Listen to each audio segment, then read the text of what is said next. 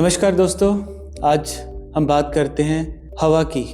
हम उस अंग की बात करते हैं जो कि बिना किस रुके, बिना कुछ सोचे, किसी भी वातावरण में हो, वो हमें ऑक्सीजन देता है, वो हमें हवा देता है, वो हमें श्वास देता है, जिसमें कि शिव का भी वास है, हमारे फेफड़े।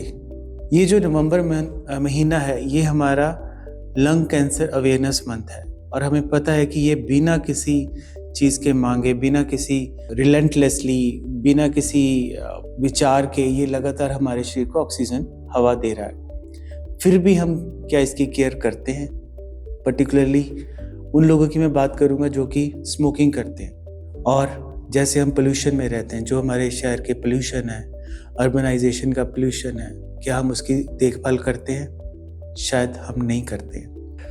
ये एक सच्चाई है कि लंग कैंसर एक बहुत तेज़ी से बढ़ रहा है, इंसिडेंस बहुत तेज़ी से बढ़ रहा है, सोसाइटी में बहुत तेज़ी से बढ़ रहा है, इवन जो नॉन स्मोकर्स है उनमें भी बढ़ रहा है। शायद उसका मुख्य कारण केमिकल को एक्सपोजर, पेट्रोलियम प्रोडक्ट्स को एक्सपोजर और कुछ जेनेटिक चेंजेस जो इस एक्सपोजर की वजह से ज़रूरत से ज़्यादा जो प्रोड्यूस हो जाती है हमारी बॉडी में, वो ये काम करती है। अगर हम एक बात करें कि लंग कैंसर के सिम्टम्स क्या होते हैं, हमें पता है कि एक परसिस्टेंट कफ, नैगिंग कफ जो कि रुक नहीं रही है, किसी भी टाइम आ जाती है, और पर्टिकुलरली उन पेशेंट्स में जो कि स्मोकर हैं, ठीक है, उन लोगों में जो कि स्मोकर हैं उनमें ये लंग कैंसर होने के चांसेस ज़्यादा रहते हैं। एक बात हमें याद रखनी चाहिए कि हर खांसी टीबी नहीं है, जो कि एक बहुत लंबे टाइम से एक स्मोकिंग रहती है। फिर अगर हम स्मोकिंग की बात करें, जो कि फेफड़े को सबसे ज़्यादा हम अपना नुकसान कैसे कर सकते हैं फेफड़ों का, वो स्मोकिंग से कर सकते हैं। स्मोकिंग में इतने कण हैं, कम से कम 7,000 केमिकल हैं जो कि हमारे फेफड़ों को नुकसान करते हैं, चाहे वो निकोटिनामाइड है, चाहे वो अपना बेंजीन्स हैं, बेंजीन प्रोडक्ट्स हैं जो उसमें से स्मोक में से निकलते हैं। 7,000 कार्सिनोजन प्रोडक्ट्स हैं जो कि कैंसर प्रोड्यूस करते हैं। एटलीस्ट हम उस ऑर्गन के लिए जिसमें हम कह सकते हैं कि शिव भी वास करता है, उसके लिए हमें स्मोकिंग को छोड़ना होगा और उसकी तंदुरुस्ती के लिए हमें अपना ध्यान रखना होगा।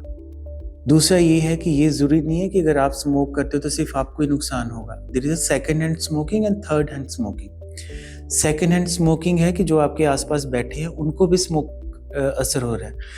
अगर आप स्मोकिंग करते हो तो आप अपने घर वालों को, अपने बच्चों को, अपने फैमिली मेम्बर्स को भी स्मोक दे रहे हो, उनको भी कैंसर के रिस्क पे या स्मोकिंग से रिलेटेड जो प्रॉब्लम्स है उसको आप बढ़ा रहे हो, उसको एक एक्सपोज कर रहे हो। उसी तरह से थर्ड हैंड स्मोकिंग है कि आप स्मोकिंग करके तो एक रूम से चले गए, आपने कहा मैं तो चला गया, अब तो कुछ नहीं होगा। ऐसा नहीं है। जो स्मोक के कण हैं, माइक्रो सबस्ट्रेट हैं, सब्सटेंसेस हैं, वो पर्दों पे, कपड़ों पे, फर्नीचर पे गिर जाते, जो अल्टीमेटली कोई ना कोई फैमिली मेम्बर घर में रहेगा, वो इनहेल करता रहेगा। तो ये एक थर्ड हैंड स्मोकिंग है। ये भी रिस्क, कैंसर के, लंग कैंसर के रिस्क को बढ़ाता है। फिर स्मोकिंग सिर्फ लंग कैंसर को नहीं बढ़ाती है। ये अगर हम सोचे कि सिर्फ ये लंग कैंसर के लिए, नहीं, मुंह का कैंसर, फूड पाइप का कैंसर, लीवर का कैंसर, मसाने का कैंसर, इंटेस्टाइन का कैंसर, इसके अलावा हार्ट की बीमारियां, किडनी की प्रॉब्लम्स, ब्रेन, इसका स्ट्रोक होता है, कईयों की जो पेरिफेरल वेसल्स हैं, जिसको पैरों की खून की नाड़ियाँ, उसमें ब्लॉकेज आ जाती है। स्मोकिंग की वजह से कई कई कई कई साइड इफ़ेक्ट्स हैं। फिर तीसरा एक फैक्टर आ जाता है कि लोग कहते हैं कि आजकल वैपिंग, जिसको ई सिगरेट भी बोलते हैं, क्या ई सिगरेट से स्मोकिंग कैंसर नहीं होता? ई सिगरेट में भी बहुत से ऐसे सब्सटेंस है जो कि कैंसर प्रोड्यूस करते हैं।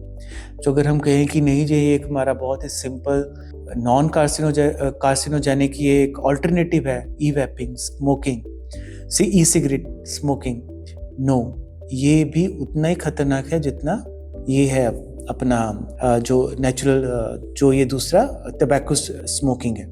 अब हम कर क्या सकते हैं? एक तो यस, सबसे पहले तो कोई स्मोक करता है आपके आसपास, या आप करते हो, या आपके घर में कोई करता है, तो स्टॉप स्मोकिंग। आप खुद करते हो तो स्टॉप स्मोकिंग, अदरवाइज उनकी सबकी स्मोकिंग को बंद करवाना बहुत ज़रूरी है ताकि एक इन्वायरमेंट को साफ कर सके। दूसरा, अगर किसी को बहुत तोड़ पड़ती है, कहते हैं कि बहुत तोड़ पड़ती है, तो निकोटीन की च्युइंगम्स आती हैं जो कि एक टेम्परेरी सोल्यूशन है, वो एक परमानेंट सोल्यूशन नहीं है। थर्ड, कोई लोग मुंह में इलायची रख के ठीक महसूस करते हैं, कोई लोग चाय पी के महसूस करते हैं। तो ये जो अच्छे ऑल्टरनेटिव हैं वो हमें अपनाने चाहिए। उसके अलावा डेली लंग की एक्सरसाइज, डीप ब्रीदिंग एक्सरसाइज वो करनी बहुत ज़रूरी है, ताकि लंग्स को हम अच्छा ऑक्सीजनेट कर सकें और अच्छी हवा से ऑक्सीजनेट कर सकें morning time, late evening time, जबकि पॉल्यूशन इतना ज़्यादा नहीं होता। Exercise, breathing exercise, walking is a very good exercise, वो बहुत अच्छी है। डाइट में सिंपल, मैं हमेशा कहता हूँ सीजनल एंड रीजनल, और उतना खाना खाना चाहिए जिससे हमारी एपेटाइट शांत हो जाए। एक होता है, पंजाबियों में कहते हैं कि एक भूख का शांत होना और एक नीयत का शांत होना। हमें भूख को ही शांत करना है, नीयत को शांत नहीं करना। इस सब के साथ मैं कहना चाहूँगा कि let's make our next generation safe.